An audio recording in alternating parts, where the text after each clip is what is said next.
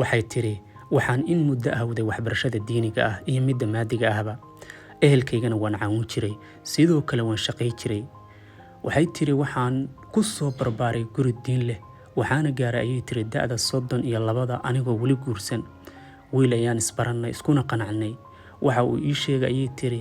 inuu reerka iga soo doonan doono dhawaan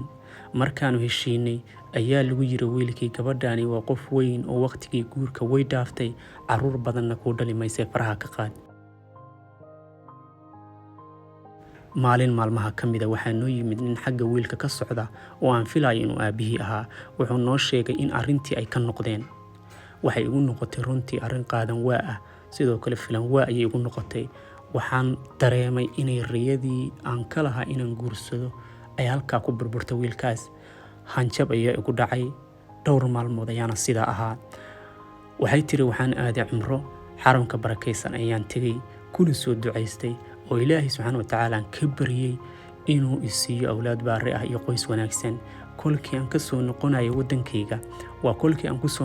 wadankayga waxaan diyaaradda isku aragnay saaxiibta iyo ninkeeda oo isla socda sidoo kale waxaa la socday wiil kale oo ay saaxiibo ahaayeen saaxiibtii ninkeeda runtii aad bay ii soo dhaweeyeen aad bayna ii farxad geliyeen aad baana runtii u sheekaysanay xitaa intii aan diyaaradda soo saarnaa waqtigu waa ila yaraaday sababtoo ah sheeko aanan ka xiisa dhacayn iyo kaftan iyo wax walba ayaan wadaagnay markii aan nabad imaanay waddankaygii dhowr cisho kadib waxaa isoo wacday saaxiibtii waxayna igu tiri wiilkii diyaaradda inala saarnaa ayaa ku doonaya inuu ku arko waan aqbalay wiilkii markii aan is aragnay wuxuu ii sheegay inuu iga helay saaxiibtayna ay uga sheekaysay wanaagayga uuna doonaya inuu isoo doonto aad baan runtii ugu farxay waana ka helay waana soo dhaweeyay wiilkaas intaa kadib wuu isoo doontay reerkayga ayuu la tacaamulay sida ayaana isku guursanay ayay tiri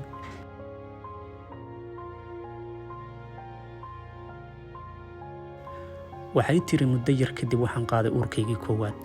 dhakhtarkana waan diiday inaan u tago si aanan u ogaan wax caloosheeda ku jira inuu yahay wiil iyo inuu yahay gabartoona 9 bilood ayaan la dhibtoonaya ilmaha caloosheeda ku jira maadaama aan ugub ahaa balse waxaa aad ii caawinayay garabkaygana taagnaa ninkayga wanaagsan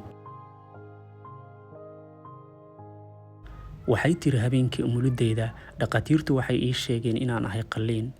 waxaana la suuxiyay qayb ka mid ah jirkayga oo ah jirka qaybta hoose inkastoo ay suntii gaartay qaybta sare sidaana aan ku miir waayay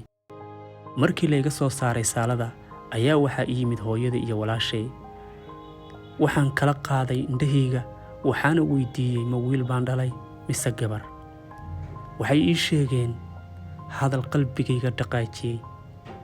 wadnahaygana garaac saa'ida ku sababay waxay igu yiraahdeen waxaad dhashay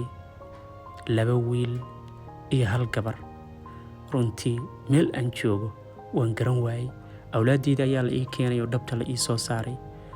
sidoo kale ninkayga ayaa dhankayga midig soo fariistay waxay tiri ninkii hore waxa uu iiga tegay inaanan ilmo badan dhali doonin sidaa oo ay tahay 1 sano gudahood ayaa ilaahay ugu irsaaqay 3 cunug oo mataamo ah